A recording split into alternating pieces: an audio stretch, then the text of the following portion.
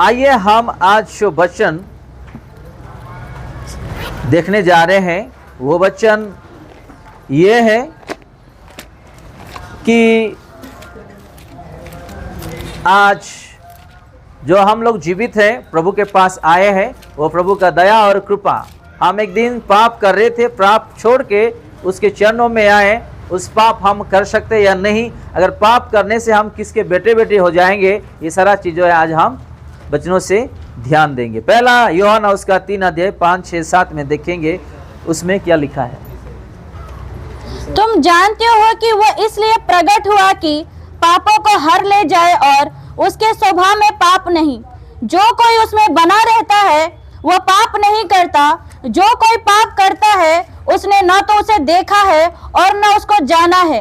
हे बालको, किसी के भरमाने में न आना। जो धर्म के काम करता है वही उसके समान धर्मी है। फिर से हम 5 में रिपीट करते, उसमें क्या लिखा है। तुम जानते हो कि वो इसलिए प्रकट हुआ कि पापों को हर ले जाए और उसके स्वभाव में पाप नहीं। जो कोई पहले हम देखते 5 में आज का जो वचन है, हम पाप करने से किसके बेटे बेटी बन सकते हैं। आज का जो टाइटल है, पाप से हम शैतान का बेटे बन सकते हैं।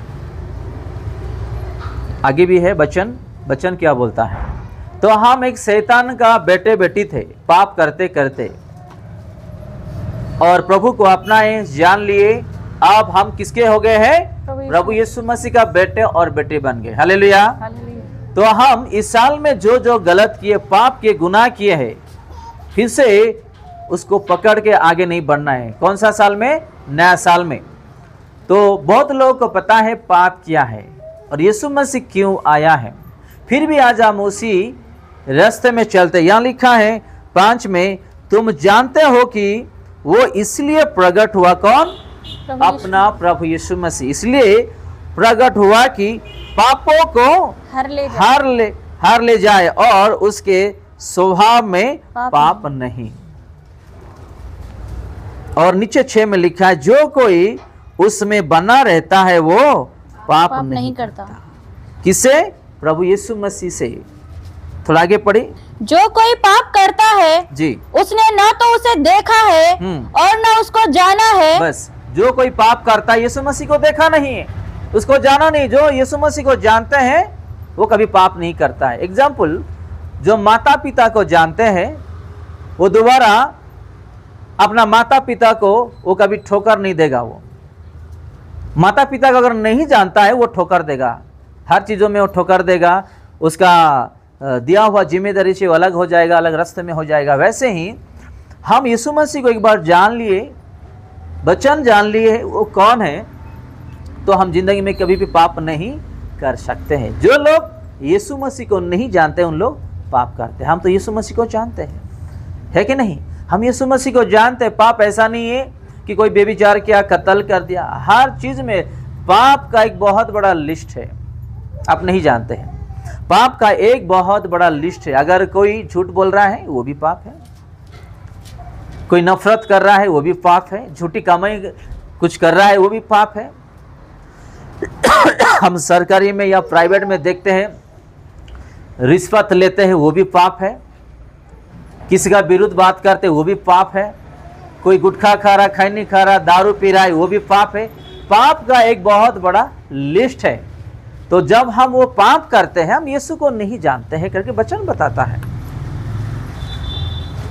जब हम पाप नहीं करते हैं, हम किसके होते हैं? प्रभु यीशु मसीह को होते हैं। जब पाप करते हैं हम किसके होते हैं? फिर से हम नीचे पढ़े, उसमें क्या लिखा है। हे बालको, किसी के भरमाने में न आना। जो धर्म के काम करता है वही उसके समान धर्मी है। हालेलुया। हमको भरमाने वाले लोग भी बहुत आएंगे।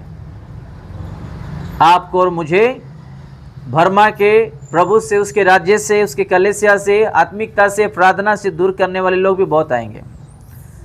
तो भरमाने वाले से भी हम लोगों को सावधान रहने के लिए प्रभु का वचन हमको सिखाता है। किस चीज़ों में? पाप की चीज़ों में। आज खास करके हम पाप की चीज़ों में देख रहे हैं। कोई आके आपको बोलेंगे आज घर में लड़ाई हुआ है या ऑफिस में कोई कुछ बोल दिया है, चलो टेंशन में कुछ सिगरेट पी के आते हैं या दारू पी के आते हैं, नहीं चलो थोड़ा हम सिनेमा जा कर के आते हैं, ये क्या बोलते हैं? भरमाने वाले। आपको ये बात समझ में? हर जीवन में समस्या रहता है, तो शैतान उसी समय में आके आपको और मुझे भरमाएंगे, तो हम लोग सावधानी रहने के लिए वचन सिखाते हैं। फिर से पढ़े, साथ में क्या लिखा है? हे बालको किसी के के भरमाने में न आना, बस किसी के भरमाने में ना आना, या आप भी खुद का बुद्धि ज्ञान से फंस ना जाना, क्योंकि प्रभु हमारे लिए मरा है, वो जीवित हुआ है। हम सब लोगों को नया जीवन देने के लिए प्रभु यीशु मसीह ने इस धरती को आया, पापों से छुड़ाने के लिए हम जैसे इंसानों को। तो बार बार उस पाप नहीं करना और उस रास्ते में नहीं जाना, क्योंकि पाप ही मृत्यु है और पाप ही हमको नष्ट कर सकता है और अलग कर सकता है प्रभु से, प्रभु के राज्य से, आत्मिकता से, धार्मिकता से। हालेलुया। हालेलुया। हम उसी पहला यूहन्ना 1:9 में भी देखेंगे उसमें क्या लिखा है। 1:9 में, यदि हम अपने पापों को मान ले, यदि हम अपने पापों को मान ले तो वो हमारे पापों को क्षमा करने और हमें सब अधर्म से शुद्ध करने में विश्वास योग्य और धर्मी है। हालेलुया। आज हम अपना अपना पाप और गुनाह को हम आज मान रहे हैं क्या कि मैं ये गलत किया, मैं पाप किया? अगर हम अपना अपना गुनाह हो, अपना अपना पापों को अगर हम प्रभु के नामों पर विश्वास करते हुए मान लेंगे कि प्रभु मैंने गलत किया हो, तो हमको क्षमा भी देंगे और उसका धर्म का मार्ग, सच्चाई मार्ग में वो चलाकर लेकर जाने वाला प्रभु यीशु मसीह है। आपको और मुझे अच्छे रास्ते में चलाकर लेकर के जाने वाले इस दुनिया में कोई है ही नहीं। हम अगर अच्छे रास्ते में चलेंगे, पवित्रता में चलेंगे, हमको कांटा आएगा, समस्या आएगा, खड़ा होने वाले लोग आपके और मेरे लिए आगे पीछे कोई भी नहीं रहेंगे। इसलिए यहाँ पे लिखा है, फिर से हम पढ़ते उसी 9 को, क्या लिखा है? यदि हम अपने पापों को मान ले तो वो हमारे पापों को क्षमा करने में और हमें सब अधर्म से शुद्ध करने में विश्वास योग्य और धर्मी है। हालेलुया। हालेलुया। आज हर विश्वासी छोटी मोटी गलत करते रहता है, भूल होते रहता है, हमको उसको ठीक करना है।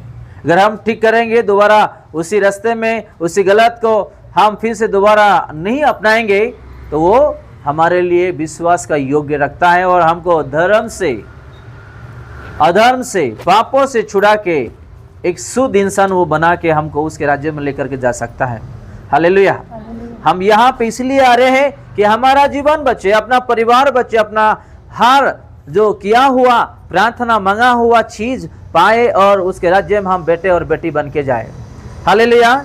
इस दुनिया में ऐसे कोई इंसान है नहीं जो मैंने पाप नहीं किया। हम उस पाप करते हुए रास्ते से ही आए हैं, तो हम जानते कि ये पाप है। उस पाप को छोड़ के नया जीवन से आगे बढ़ने के लिए हमेशा कोशिश करना।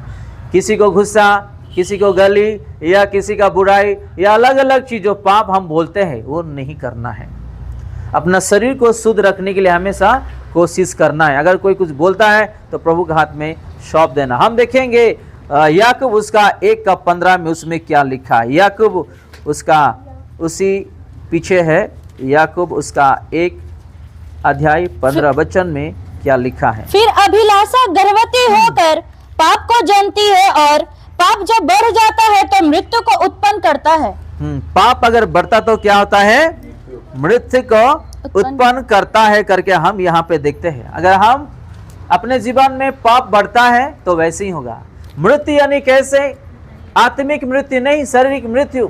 बीमारी आएगा, समस्या आएगा, कष्ट आएगा, हर चीज आएगा, क्योंकि पाप को हम स्थान दिए हैं और शैतान ने हमको आ करके एक एक चीज अंदर छोड़ देता। इसीलिए आज बहुत सारे परिवार में भी ये, अगर 5 लोग के घर में 2 या 3 अच्छा आत्मिक से बढ़ रहे हैं और 1 या 2 आत्मिक नहीं बढ़ पा रहे हैं, उसके लिए वो अंदर घुस के आत्मिक में बढ़ने वाले लोगों के ऊपर अटैक करता है।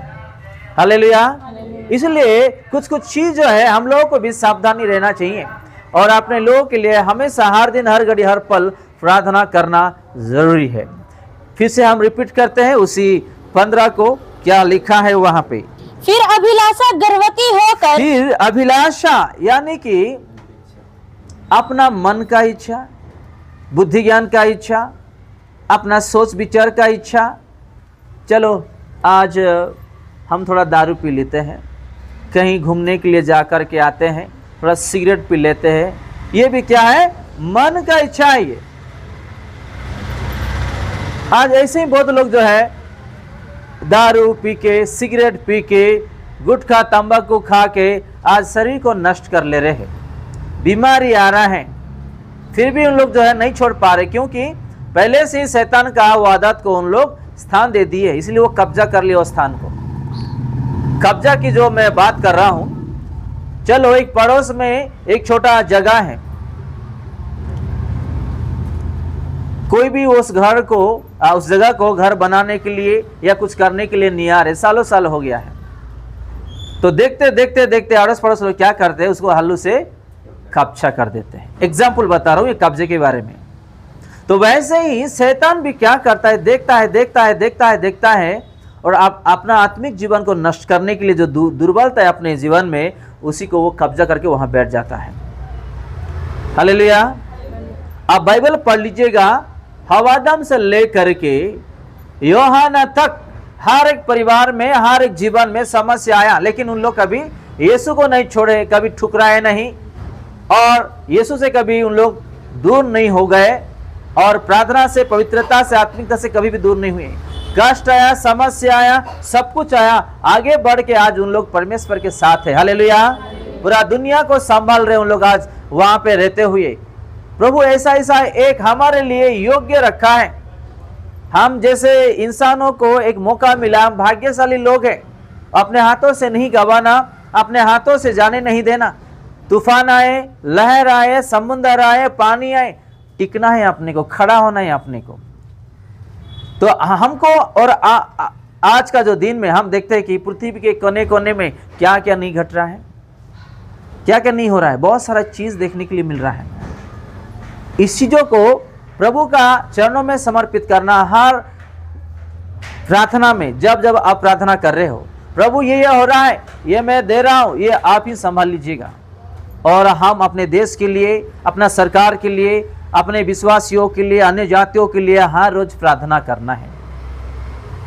अगर हम उसके लिए नहीं प्रार्थना करेंगे तो कौन प्रार्थना करेंगे? और शैतान भी क्या करता है? बढ़ाता है, पृथ्वी के कोने कोने में, राज्य के कोने कोने में बढ़ाता है और बहुत सारा प्रॉब्लम ले आता है। तो प्रार्थना के जरिए आप सब कुछ ठीक कर सकते हैं। हालेलुया। तो हम फिर से उसी 15 को हम रिपीट करते हैं। फिर अभिलाषा गर्भवती होकर पाप को, देखो अभिलाषा, जैसे ही एक बच्चा अपने माँ के पेट में पैदा होता है, गर्भवती होती है, ऐसे ही एक पाप एक इंसान को नष्ट करता है, खराब करता है। आलोचना को, आशीर्वाद को, शांति को, आनंद को, खुशियाँ को, हर चीज को खराब करता है। तो हम लोग उस चीज में ध्यान देना चाहिए। अगर प्रभु का बारे में कुछ है, उसको अच्छा से उसको संभालते हुए आगे बढ़ता जाओ। शैतान का कुछ है, उसको कचरे डब्बे में फेंक ही देना, उसमें ध्यान ही नहीं देना। हालेलुया। हम देखेंगे रोमियोस का 7 का 8 में, उसमें भी क्या लिखा है। रोमियोस का 7 का 8 में क्या लिखा है? परंतु पाप ने अवसर पाकर आज्ञा के द्वारा मुझ में सब प्रकार का लालच उत्पन्न किया, क्योंकि बिना व्यवस्था पाप मुर्दा है। हालेलुया। क्या लिखा है? फिर से हम रिपीट करें। परंतु पाप ने अवसर पाकर, देखो, परंतु पाप ने अवसर पाकर आज्ञा के द्वारा मुझ में सब प्रकार का लालच उत्पन्न किया है। देखो, ये छोटी मोटी बात नहीं है। लालच ऐसा चीज है, किसी इंसान को भी गिरा सकता है। देखो, दावीद ने क्या किया? सैन्य को भेज दिया युद्ध के लिए, और सोया हुआ था वो, शाम में उठा, महल के ऊपर, छत के ऊपर घूम रहा था। आप लोग जानते हैं बाइबल में। और यूरिया की स्त्री क्या कर रही थी? वो नहा रही थी। उन्होंने देखा आंखों में उसका खूबसूरत को, और उसके साथ वो गलत क्या?